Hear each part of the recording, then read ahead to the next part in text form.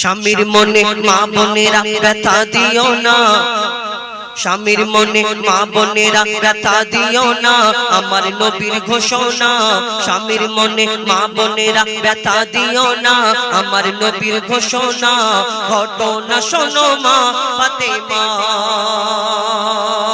ঘটনা শোনো মা ফাতেমার। স্বামীর মনে মা বোনেরা ব্যথা দিও না, আমার নবীর ঘোষণা। ঘটনা শোনো মা ফাতেমা।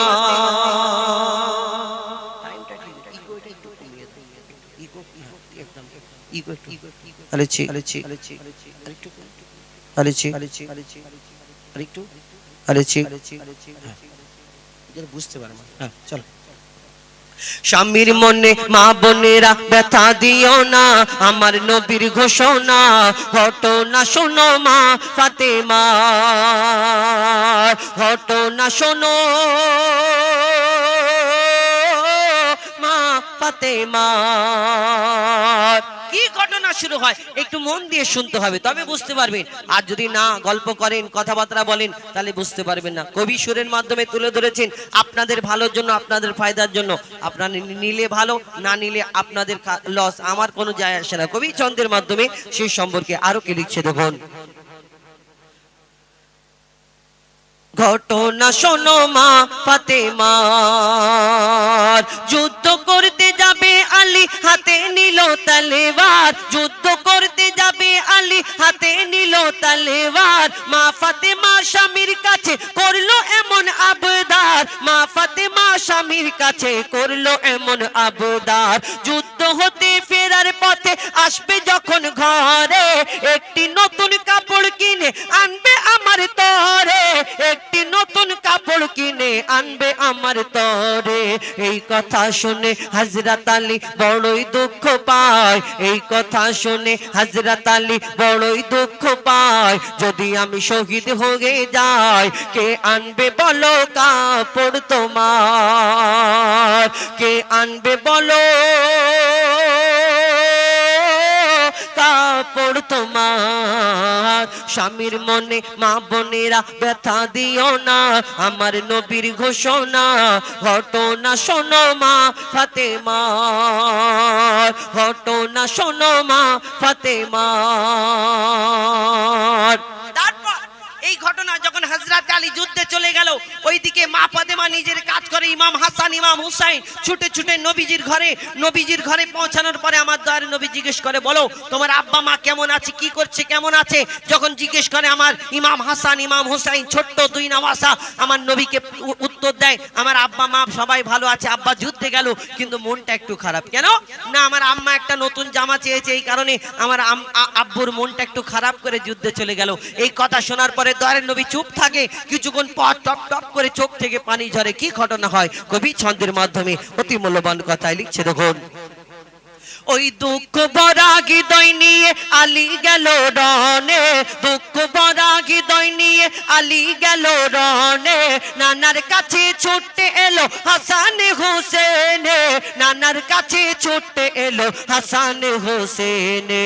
আব্বুর কাছে নতুন কাপড় চেয়েছে আম্মি জান, আব্বুর কাছে নতুন কাপড় চেয়েছে আম্মি জান। তাই আব্বুর মনটা খুবই খারাপ ছিল যে সে পেরেশান, আব্বুর মনটা খুবই খারাপ ছিল যে সে পেরেশান। এই কথা শুনে দয়ার নবীর কান্না থামে না, এই কথা শুনে দয়ার নবীর কান্না থামে না।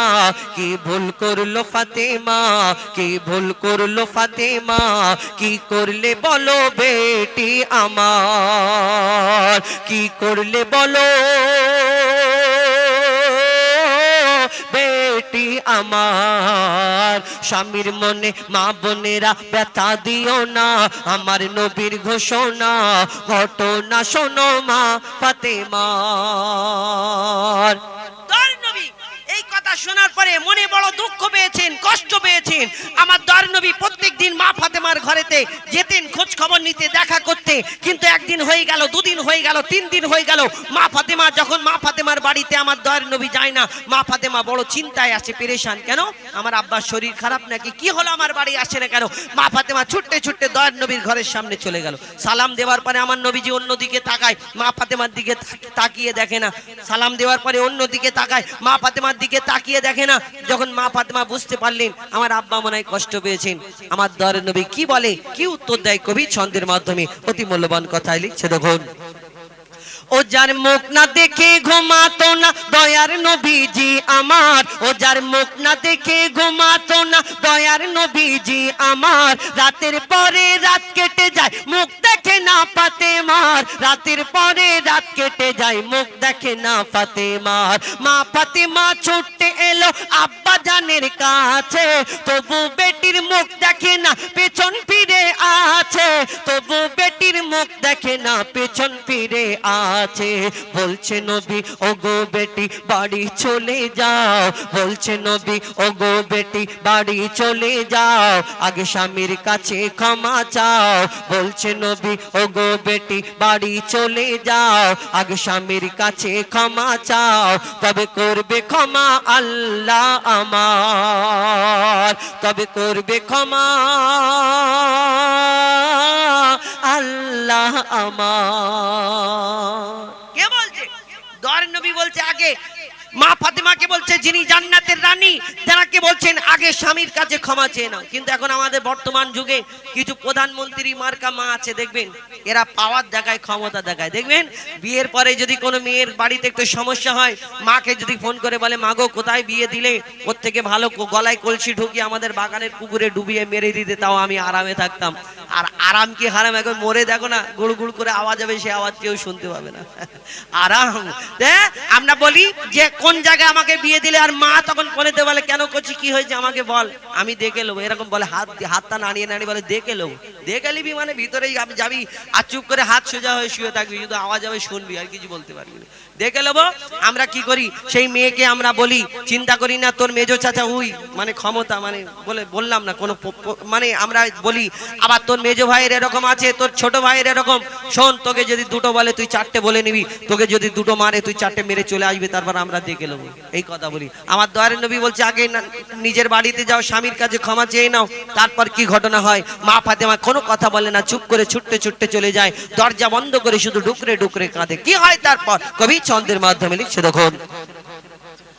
ওই দুঃখ ভরা হৃদয় নিয়ে যুদ্ধ হতে হযরত আলী এলো যখন ঘরে, যুদ্ধ হতে হযরত আলী এলো যখন ঘরে, চাইছে ক্ষমা মা ফাতেমা পা দুটোকে ধরে, চাইছে ক্ষমা মা ফাতেমা পা দুটোকে ধরে। মা ফাতেমা ক্ষমা চায়, হযরত আলী বলে কি হলো, কি ব্যাপার, আমি কিছু করলাম না, আপনার কি কিছু হয়নি, ক্ষমা চাইছে কেন? তারপর কি হয় লিখছে, তখন চাইছে ক্ষমা মা ফাতেমা পা দুটোকে ধরে, ক্ষমা করে দাও আমারে আর করব না এমন ভুল, ক্ষমা করে দাও আমারে আর করব না এমন ভুল, তোমার মনে ব্যথা দিলে ব্যথা পাই গো খোদার রাসূল, তোমার মনে ব্যথা দিলে ব্যথা পাই গো খোদার রাসূল। আলী ফাতেমা হাসান হোসেন নবীর কাছে যায়, আলী ফাতেমা হাসান হোসেন নবীর কাছে যায়, নবী মোর দেখে শান্তি পায়, এমন ভুল কখনো করো না গো আর, এমন ভুল কখনো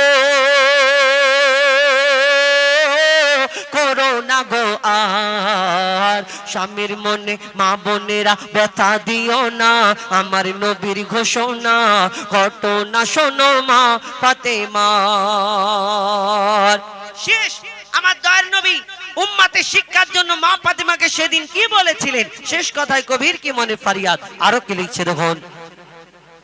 বলছে নবী আল আরাবি শোনো বেটি ফাতেমা, বলছে নবী আল আরাবি শোনো বেটি ফাতেমা, আলী যদি আজ তোমাকে না করি তো ক্ষমা, আলী যদি আজ তোমাকে না করি তো ক্ষমা, আমি তোমার আব্বা তোমাকে ক্ষমা করতাম না, আমি তোমার আব্বা তোমাকে ক্ষমা করতাম না, স্বামীকে যে দুঃখ দেবে আমি নবী তাকে চিনব না, স্বামীকে যে দুঃখ দেবে নবী তাকে চিনবে না। কেমন শিক্ষা দিয়ে গেল নবী দো জাহান, কেমন শিক্ষা দিয়ে গেল নবী দো জাহান, বলে মঈদুল ইসলাম ভুলছিল না মা ফাতেমা, ভুলছিল না মা ফাতেমার, স্বামীর মনে মা বোনেরা ব্যথা দিও না, আমার নবীর ঘোষণা ঘটনা শোনো মা ফাতেমা। এটি শিক্ষামূলক কথা এই সুরের মাধ্যমে তুলে ধরলাম আপনাদের সম্মুখে, চেষ্টা করলাম কেন একটা শিক্ষামূলক গজল আপনাদের সম্মুখে চেষ্টা করব যার থেকে আমরা কিছু ফায়দা পাবো।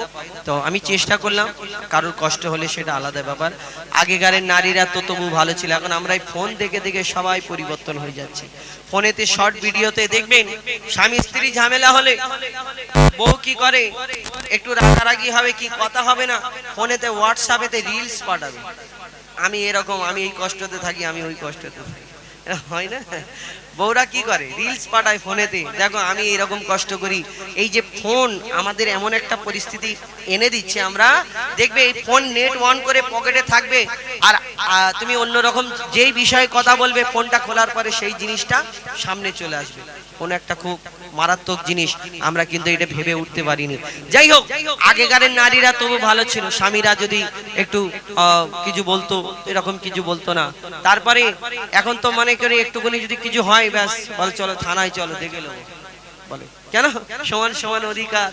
এখন মেয়েদেরকে অনেক পাওয়ার দিয়েছে সরকার দিয়েছে, আবার অনেক অনেক রকম মোবাইল দেখে দেখে এই থানায় যাবে বলে, মানে কি কুদুকুদি করে বলে দেখে নেবো দেখে নেবো আর দেখে নেবো, দেখে নিবি কি?